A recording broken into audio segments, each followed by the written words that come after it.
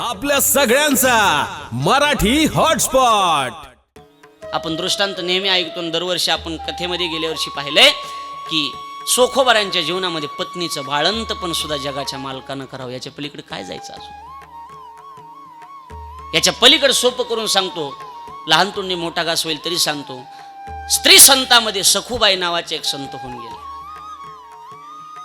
संत सखूसाठी बघा देव सखू झाला. आपल्याला माहिती आहे, सखूबाईचं लग्न झालं आणि सखूबाईचं लग्न झाल्याच्या नंतर सखूबाई सासरला आली. सोबत एक ती एक होती ती डुचक्या डोळ्याची असते ना, एक काय म्हणतात तुमच्याकडे त्याला, काय म्हणतात? करवली. बरोबर आहे, करवलीच म्हणतात ना. करवली असते बघा. ती करवली सखूबाई सोबत होती. एक सखूबाई देवाचं भजन करणारी होती, भजन करत होती. लग्न झालं होतं नेमकंच, अजून पूजा सुद्धा झाली नव्हती, येती जाती झाली नव्हती. आणि दारातून पंढरपूरला जाणारी दिंडी निघाली. सखूबाई केराचं टोपलं, केरच म्हणतात ना तुम्ही, काही भागात त्याला पुंजाना म्हणतात, काही भागात केर म्हणतात. डोक्यावर केराचं टोपलं घेतलं. ती डुचकी सोबतच होती. एक असतीच बघा, घुंगरू कमन ठेवलेला असते संग, अजून कळत नाही महाराज. ती येताना पिशवी रिकामी घेऊन येते, जाताना मग लय मोठं घेऊन जाते महाराज. सगळं उरलेलं नवरीचं तीच घेऊन जाते. एका करवलीला लक्षातच आलं नाही, जुना काळ होता. तिनं गडबडीमध्ये चूल सारवायचा पोतारा पिशवी टाकला आणि घेऊन गेली. लक्षात आलं नाही तिच्या. विनोदाचा भाग सोडून द्या, मी कशासाठी बोलायला लागलो लक्षात आहे. तिचं एक गुलूब गेलं होतं. कुणाचं? करवलीचं. एक गुलूब गे अशी बघत होती ती, एक गुलूब गेलं होतं तिचं. तिनं एका गुलपानं बघितलं, सखूबाईनं ते टोकलं तिकडं टाकलं आणि वारकऱ्याच्या दिंडीमध्ये भजन करत निघून गेली महाराज. लक्षात घ्या, मला पुढे महत्वाचा भाग सांगायचा आहे. देव किती सहकार्य करतो. सखूबाई दिंडीमध्ये निघून गेली आणि हिला विचारलं, सखे ठके सखी कुठं गेली? ते मला इथंच होत्या. तिनं ह्या गुलपानं बघितलं होतं, सखी ह्या गुलपान निघून गेली. तिला मिळत नाही, कुठून गेली ती. जगाच्या मालकाच्या लक्षात आलं. धावाधाव चालू झाली. घरात बघितलं, इकडं तिकडं बघितलं, नवीन लेकरू म्हणले ओळख नाही कुणाची. विहिरीत बघितलं, काही राग बिग आला का काय. बायकांना राग खूप लवकर येतो मला. थोडंही नवऱ्यासोबत भांडण झालं की लगेचच जीव देण्याच्या गोष्टी सुद्धा करतात. बरोबर आहे ना. महेश बायको एक दिवशी म्हणली आता जीवच देते. म्हणला विनोदाचा भाग सोडून द्या, पण एक गोष्ट लक्षात ठेवा, आयुष्यावर कधी कंटाळ जाऊ नका. सुख आणि दुःख येणारच आहे. संतांच्या जीवनात होते. देवाला सुद्धा वनवासाला जावं लागलं. याच्या पलीकडे काय अजून घेता? तेवढा त्रास तर तुम्हाला नाही ना. ज्ञानोबा लोकांनी मधुकरी वाढली नाही, लोकांनी पाठीत काठीनं मारलं, तेवढा त्रास तर तुम्हाला नाही ना. जगद्गुरु तुकाराम महाराजाला मंबाजी गोसाईनं काठ्यानं बदबदा मारलं, तेवढा त्रास तर लोकांचा तुम्हाला नाही ना. तुम्ही सहन करत राहा. सहन जर करत राहाल तर नक्की एक दिवस तुमच्या घराचं मंदिर झाल्याशिवाय राहणार नाही. आणि ही ताकद फक्त स्त्री जातीकडे. लक्षात येते माझं बोलणं? तुमच्यामध्ये ती ताकद देवानं दिलेली आहे. जगाच्या मालक विचारात पडला, काय करायचं? स्वतः जगाच्या मालकानं सखूबाईचं रूप धारण केलं आणि केराचं मोकळं टोपलं, भरलेलं नाही. किती देवाचं नियोजन आहे. कारण जाताना सखूबाई भरून टोपलं घेऊन गेली होती. येताना जगाच्या मालकानं मोकळं टोपलं हातात घेतलं. सखे कुठं गेलती ग? केर टाकायला गेलती. आणि ठकी तर म्हणली दिसलीच नाही. तिला काय म्हणे, ह्या गुलपान बघितलं होती तिनं, तिला काय माहिती. माझा लहान तोंडी मोठा घास होईल. सखूबाई तर दिंडीत निघून गेली, पण सखूबाईच्या रूपामध्ये स्वतः जगाचा मालक सखूबाईच्या नवऱ्याजवळ नांदला महाराज.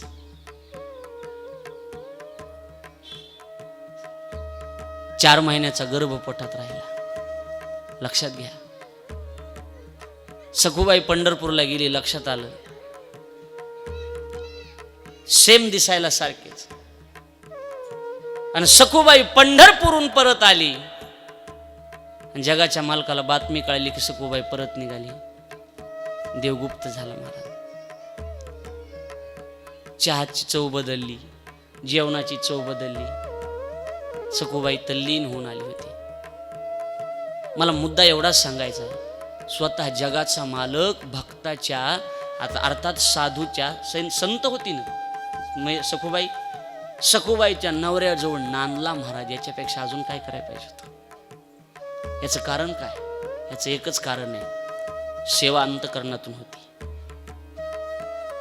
मनातून सेवा आपली भगवंतावर जर तुम्ही करत असाल ना, अंतकरणापासून एखाद्यावर प्रेम करून बघा, अंतकरणापासून.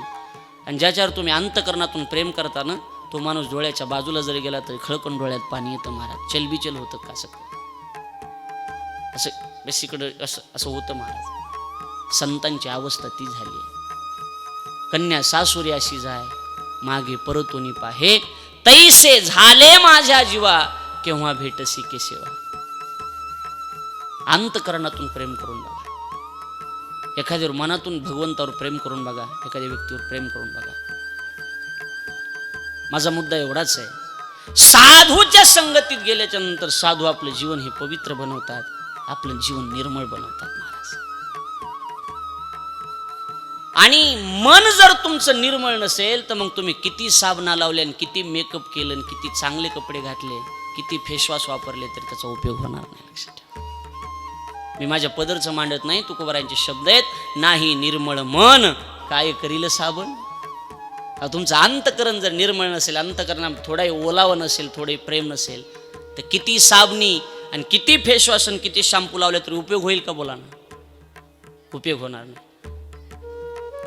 त्या गवळणीचं प्रेम होतं कन्हैयावर, काय निस्वार्थी प्रेम होतं महाराज, काय निस्वार्थी प्रेम होतं. भगवंताला बघण्याकरता त्या गवळणी दिसायला सुंदर होता, गोंडस होता. पाहिलिया वेद लावीन बैसे जीवी झडून, एवढं सुंदर लेकूर होतं. त्या जगाच्या मालकाला बघण्याकरता भरलेले हांडे गवळणी ओतून द्यायच्या आणि सासूला म्हणायच्या, सासूबाई यमुनी येऊन पाणी घेऊन येते. तेव्हा काही नळ नव्हते, पाणी आणायला जाते म्हणायच्या. आणि पाणी आणायला म्हणून जायच्या, भरलेला हंडा ओतून देऊन पाणी आणायला जायच्या. पाणी आणण्याचा त्रास होईल, पण भगवंताला बघितल्याच्या नंतर अंतकरण समाधानी होईल, हा भाव होता. आता भावना राहिली नाही महाराज, लोकांची प्रेम राहिलं नाही महाराज, स्वार्थी प्रेम. परमार्थावर सुद्धा प्रेम कमी झालं लोकांचं. एका गावामध्ये घडलेली घटना नाशिक जिल्ह्यामध्ये सांगतो तुम्हाला मी, तुमच्या लक्षात येईल. जुना काळ होता, श्रावण शुद्ध पंचमीचा सप्ताह होता. तेव्हा काही फोन नव्हते महाराज, तारीख घ्या लिहून वगैरे, व्हॉट्सअप वगैरे असलं काही नव्हतं तेव्हा. जुना काळ होता आणि जुन्या किती भावना होती परमार्थावर हे सांगतोय मी. लक्षात आहे ना आपल्या? दत्तभाऊ, घडलेली घटना आहे 100 वर्षापूर्वीची, की त्या नाशिक जिल्ह्यामध्ये तारका देताना आळंदीच्या वारीला गेलं की तारका द्यायच्या. तेव्हा काही फोन नव्हते. साठे महाराज, ही तुमची तिथी श्रावण शुद्ध पंचमी, श्रावण शुद्ध षष्टी. कार्यकर्त्याकडून गोंधळ झाला, जुनी लोक होते. तारका देताना सप्ताह श्रावण शुद्ध पंचमीचा, पण तारका दिल्या श्रावण वद्य पंचमीच्या. 1 महिन्याचा फरक. लक्षात यायला बोल. आणि त्यांना सांगितलेलं, बसवंत पिंपळगावला उतरा, तिथून जवळ आहे, तिथं आमचा एक माणूस 4 वाजता राहील. समजा आपल्या भाषेत तुम्ही काय करा, देवणीला उतरा, लातूरून देवणीला येणार देवणीला उतरा. 4 वाजता आमचा एक कार्यकर्ता तिथं राहील आणि त्याच्यासोबत तुम्ही इकडे या. कार्यकर्ता गेलाही 4 वाजता तिथं, पण तारका 1 महिन्याच्या पुढच्या दिल्या होत्या ना. सप्ताह पंचमीला सुरू झाला, पण वद्यातल्या तारका दिलत्या, शुद्धामध्ये सप्ताह. महाराजच आले नाही. कशाचे महाराज येतात महाराज? तारीखच दिलेली पुढची दिली होती ना. परमार्थावरची भावना सांगतोय मी. गावाच्या शेजारी एक गाव होतं, तिथे एक सुताराचा माणूस होता आणि त्याला एकट्यालाच एक कीर्तन येत होतं परिसरात. त्याला सांगितलं, हो दादा तुम्ही कीर्तन करायचं चला. ते म्हणलं, मला असं असं येतंय. काय नाही, करा म्हणले, इकडे लक्ष द्या. त्याने कीर्तन केलं. दुसऱ्या दिवसाचा महाराज गैरहजर. तारीखच दिलेली नव्हती ना, पुढच्या दिलेल्या होत्या. डबल त्याच्याकडे गेले, चला कीर्तन करायला. ते म्हणलं, मला एकच कीर्तन येतंय, आणि ती रात्री सांगून टाकली. विनोदासाठी सांगत नाही, भावना एवढी होती, माझ्या अंगावर काटा आला. लोकांची भावना एवढी होती, त्या लोकांनी सांगितलं तेच कीर्तन डबल सांगा, पण नियम बंद पडला नाही पाहिजे. दुसऱ्या दिवशी तेच कीर्तन, तीच चाल, तेच महाराज, शब्द ना शब्द तोच सांगितला. रात्रीच्या महाराजांनी एखादा दृष्टांत सांगितलेला, सकाळी जर आला तर कुचकुच करतात तुम्ही. हे रात्री सांगितलं होतं का नाही असं सांगा. होतं का? इमानदारीनं सांगा, होतं का नाही असं? तिसऱ्या दिवशीचे महाराज गैरहजर गेले, चला कीर्तनला. तेव्हा म्हणला तर 2 कीर्तन सारखेच केलेत. लोक म्हणले तेच सांगा पण चला. इकडे लक्ष द्या, 7ही दिवस एकच महाराज आणि कीर्तन सुद्धा तेच कीर्तन, त्याच चाली लोकांनी तेवढ्याच भावनेनं ऐकल्या. नाशिक जिल्ह्यात कधी गेलात तर तुम्ही विचारा, चौकशी करा.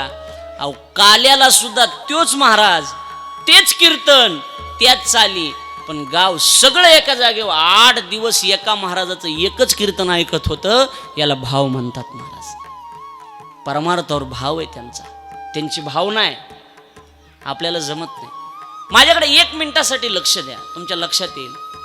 कुठंतरी अंतकरणापासून कुठंतरी भावना ठेवा. तुमचं हे मन थोडंसं स्थिर करा. याला कुठंतरी एका जागेवर बस. तुकोबराय म्हणतात, आम्ही काय केलंय, आम्ही देवाच्या पायावर आमचं मन लावलेलं आहे, त्याच्यामुळे आता आम्हाला भीती नाही. आता कोठे धावे मन, तुमचे चरण देखलिया. भाग गेलासी न गेला, अवघा झाला आनंद. भगवंता, तुझा चेहरा बघितल्याच्या नंतर आम्हाला समाधान होतं, पण तुझा जर चेहराच बघितला नाही ना, आमचं मन कासावीस होतं महाराज, कासावीस होतं. गायीसारखं जीवन आहे महाराज. बघा तुम्ही, एखादी गायीला जर पाडस झालेलं असलं ना, आणि ते जर त्या गायीला बाळ झालेलं असलं, आणि सकाळी सकाळी मालकानं जर गायी सोडल्या ना, गायीला जाऊ वाटत नाही शेतामध्ये, जाऊ वाटत नाही तिला, कारण तिचं लेकरू घरी असतं ना, बरोबर आहे ना, तिला जाऊ वाटत नाही. पण येत असताना बघा, लक्षात घ्या, जावं लागतं चरण्यासाठी, पण कासावीस मन असतं तिचं, कासावीस मन असतं. दिवस कधी मावळतो आणि कधी माझ्या लेकराकडे जाते, कधी जिबीनं चाटते, गाय चाटत असते वासराला, असं होतं महाराज. मग अजून लक्ष द्या. आता तर गायी सुटतच नसतील म्हणा, पण तरी सुटल्या कुठं असेल एखाद्या ठिकाणी तुम्ही तर लक्ष द्या. व्यालेली जी गाय आहे ना, जात असताना शेतामध्ये सगळ्याच्या मागं असते, सगळ्याच्या मागं असते, तिचं मन लागत नाही, पण परत येत असताना ती सगळ्याच्या पुढं असते. लक्षात येते बोलणं का? कासावीस मन होतं ना, कासावीस मन होतं. हे मन आहे ना महाराज, हे खूप चंचल आहे, एका ठिकाणी स्थिर राहत नाही. मन हे चंचल चपळ, जाता येता न लगे वेळ. पण याला स्थिर ठेवा, याला एक जणाच्या पायावर कुठंतरी ठेवा. आणि एकदा का तुम्ही अंतकरणापासून त्याच्या पायावर मन ठेवलं, अंतकरणापासून भावना ठेवली, अंतकरणापासून प्रेम केलं ना, तो माणूस 1 मिनिटही नजरेच्या आड गेला तरी असं मन कासावीस होतं महाराज. सारखं माणसाला बघा वाटतं, सारखं भगवंताचं रूप बघा वाटतं. लक्षात घ्या, पण त्याला मन खूप चांगलं असावं लागतं. साधूच्या संगतीत गेल्या, संतांच्या संगतीत गेल्याच्या नंतर साधूचं जीवन एवढं सुंदर आहे की दोषी जरी माणूस असला तरी दोषी माणसाला सुद्धा पुनीत करून टाकण्याची ताकद ही संतांची. आणि त्याचा फायदा असा आहे, महाराज म्हणतात, पुनीत केले विष्णुदासी, संगे आपुलिया दोषी. दोषी माणसाला आपल्या संगतीत पुनीत करतात. एवढंच नाही महाराज, पण एकदा का संतांचे तुम्ही झालात आणि त्यांनी तुम्हाला पुनीत केलं, आसक्ती रहित केलं, चिकटपणा जीवनातला निघून गेला की मग काय महाराज, याचा फायदा असा आहे, पुन्हा कोणाची हिंमत सुद्धा नाही तुमच्याकडे बघण्याची. तुकोबाराय दुसऱ्या चरणात सांगतात, कोण पाहे तयाकडे वीर विठ्ठलाचे गाडे. आता काय हिंमत आहे कुणाची तुमच्याकडे नजर टाकून बघायची? अहो तुम्ही आता देवाचे झालात ना, देवाचे अहो एखादा प्लॉट आपण विक्रीला काढला, प्लॉट आहे, तो प्लॉट घेतल्याच्या नंतर तिथं बोर्ड लावून टाकला एकदा, पुन्हा काय हिंमत आहे दुसऱ्याची तिकडे बघायची? तसं तुमचं जीवन सुद्धा समर्पित करा, कुणाला तरी समर्पित करून टाका, अंतकरणापासून समर्पित करा. संतांनी आपलं जीवन भगवंताला समर्पित करून टाकलं महाराज. मी नेहमी दृष्टांत सांगत असतो गवळणीचा. त्या राधेचं एवढं प्रेम होतं कन्हैयावर, एवढं प्रेम होतं राधेचं कन्हैयावर महाराज, खूप प्रेम होतं. राधा म्हटलं की शुकाचार्यांच्या डोळ्याला धारा लागतात, हा अधिकार आहे महाराज राधेचा. एक बघा, 1000 वेळेस कृष्ण म्हणल्याच्या नंतर जेवढं पुण्य पदरात पडतं ना, तेवढं एकदा राधा म्हणल्याच्या नंतर जीवनात पुण्य पदरात पडतं. म्हणून जप करत असताना राधे राधे गोविंद असा शब्द आहे. तुम्ही जर वृंदावन हरिद्वार ऋषिकेशला गेलात ना तिकडं तिकडल्या भागात कधी शिव्या दे, राधे राधे तू वैसी है, भांडण सुद्धा देवाच्या ह्याच्यात आहे महाराज, याला भाव म्हणतात. तुम्ही एकदा भगवंताचे झालात ना, आता तुम्ही कुणाचे झालात? संतांनी हाताला धरलं म्हणले तुम्ही आता कुणाचे झालात?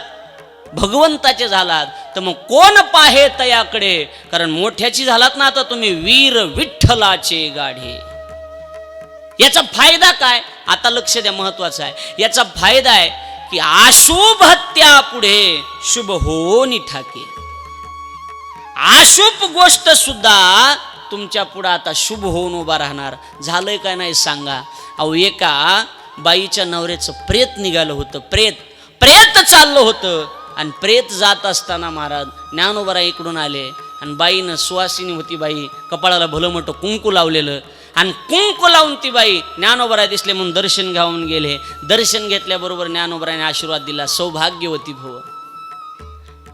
त्या बाईनं सांगितलं, माऊली हा आशीर्वाद या जन्माचा का पुढच्या जन्माचा? म्हणले असं का विचारताय? नाही, ही प्रेत यात्रा जी चालली ना, ही माझ्या मालकाची प्रेत यात्रा आहे. निवृत्तीनाथांनी सांगितलं, माऊलीच्या मुखातून गेलेला शब्द कधी खोटा होणार नाही.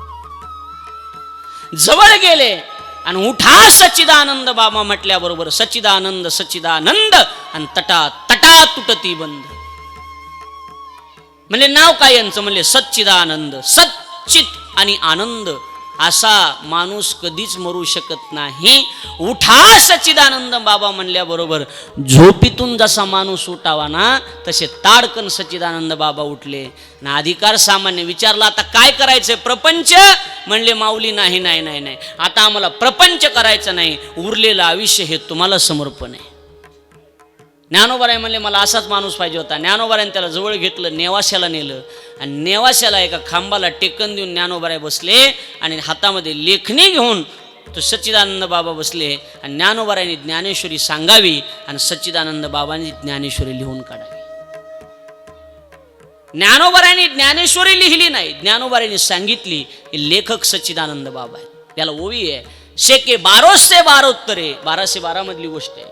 शेके 1212 तव टीका केली ज्ञानेश्वरे, सच्चिदानंद बाबा आदरे. बळजबरीनं नाही. आपण नाही गेलोत म्हणजे महाराजाला दिसतो ना, महाराज पुन्हा नाव ठेवते म्हणून नाही आले. नाही आपण गेलो पाहिजे महाराजाच्या प्रवचनाला, नाही आपल्या ओळखीचे तर म्हणून नाही, आदरानं. शेके 1212 तव टीका केली ज्ञानेश्वरे, सच्चिदानंद बाबा आदरे लेखकू झाला. आलं लक्षात माझं बोलणं? का झोप यायला लागली? नाही ना. आदरयुक्त अंतकरणानं, अंतकरणातून ज्ञानेश्वरी लिहून काढली महाराज. प्रेत समोरून आलं, ही अशुभच गोष्ट होती का नाही? पण शुभ करून दाखवली का नाही सांगा? शुभ झाली महाराज. अशुभ गोष्ट सुद्धा शुभ झाली. त्याचं कारण आहे वीर विठ्ठलाचे गाढे. हे संत विठ्ठलाचे गाढे. गाढे म्हणजे वीर आहेत महाराज. झुंजारते एक विष्णुदास जगी, अहो मोठी थी बळीयाचे अंकित आम्ही झालो रे बळीवंत. आणि हे बघा, एका कोणाचं तरी कुंकू लावा, सगळ्या देवाचं नाही जमत, बरोबर आहे ना? कोण्यातरी एका देवाचं कुंकू लावलं पाहिजे. परमात्म्याचे तर आम्ही विठ्ठलाचे, बसाच्या पलीकडे दुसरं काही नाही. नामदेवराय तीर्थयात्रेला गेल्यावर नामदेवराय म्हणतात, देवा लक्षात ठेव, तीर्थयात्रा करण्यासाठी जातो मी, पण लक्षात ठेव देवा, कटावरी कर नाही ज्या देवाचे, नेघे मी तयाचे दर्शन. दुसऱ्या देवाचं दर्शन करणार नाही देवा मी, फक्त तुझं दर्शन घे. एक निष्ठ राहा, कुठंतरी एक निष्ठता जीवनामध्ये टिकून असू द्या. एखाद्याला जीवन आपलं समर्पित करून टाका. लक्षात घ्या मला काय म्हणायचं आहे. अशुभ गोष्टी संतांच्या पुढे शुभ होऊन उभा राहतात. दुसरा दृष्टांत देतो आपल्या लक्षात येण्यासाठी. आपल्याला सगळ्यांना माहिती, एक राजा होता आणि त्या राजाला मुलीच होत होत्या महाराज, मुलगा होतच नव्हता. 7 मुली झाल्या. किती मुली झाल्या? बोला ना. 7 मुली झाल्या. राजानं सांगितलं 8व्यांदा, आता जर तुला मुलगा नाही झाला तर मी तुला मारून टाकीन. काय करायचं?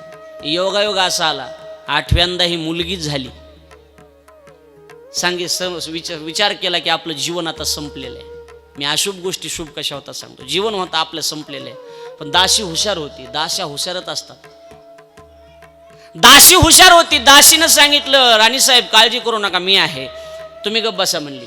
पळत पळत पळत गेली राजाकडं. राजाला म्हणली, राजेसाहेब मुलगा झालाय तुम्हाला. राजानं आनंदाच्या भरामध्ये महाराज पेढे वाट, सोने वाट, काय, चला म्हणले मुलगा बघायला. दासीनं सांगितलं, नाही नाही नाही, मुलगा झालाय पण मुळावर जन्माला आलाय, तुम्हाला त्याचं तोंड बघता येणार नाही. म्हटले कसं काय? 12 वर्ष मुलाचं तोंड बघता येत नाही म्हणले. कशावर जन्माला आलाय? मुळावर जन्माला आलाय. माणसं म्हणतात ना, हे लय मुळावर जन्मलेलं. मूळ नक्षत्र खरा शब्द आहे, मूळ नक्षत्रावर जन्माला येणं. राजा काय म्हणला माहिती का? राजा म्हणला, नाही बघायचं तोंड ना, हरकत नाही, पण मुलगा झालाय ना, बस कुणीतरी वारस तर मिळाला ना. प्रत्येकाची भावना अशी असते, एखादा तरी मुलगा असावा. पुत्रहीनस्य मे राज्य सर्व दुःखाय कल्पते, असं संस्कृतमध्ये पदच आहे. आणि गोंधळ आहे, खरं सांगू तुम्हाला, मुलासाठी भरपूर कमवून ठेवायचं. बरीच म्हातारी अशा आहेत महाराज की अंतकाळाच्या वेळेला म्हातारपणात मुलगीच सांभाळते, मुलगा सांभाळत नाही. एखाद्याला जर 2 मुली असतील तर असं अंतकरणापासून सांगितलं पाहिजे, या पठ्ठ्याला 2 मुली आहेत, भाग्यवान आहे. लक्षात येते माझं बोलून? आणि त्यावेळेला मग 12 वर्षाच्या नंतर महाराज, 12 वर्ष जवळजवळ, जुन्या काळात लवकर लग्न करण्याची पद्धत होती. लवकर लग्न करण्याची पद्धत होती. मग काय केलं राजानं? दुसऱ्या राजवाड्यातल्या एका राजाचा मुलगा बघितला, मुलगी बघितली आणि मुलाचं लग्न ठरवलं. होती कोण? बोला ना, होती कोण? मुलगी.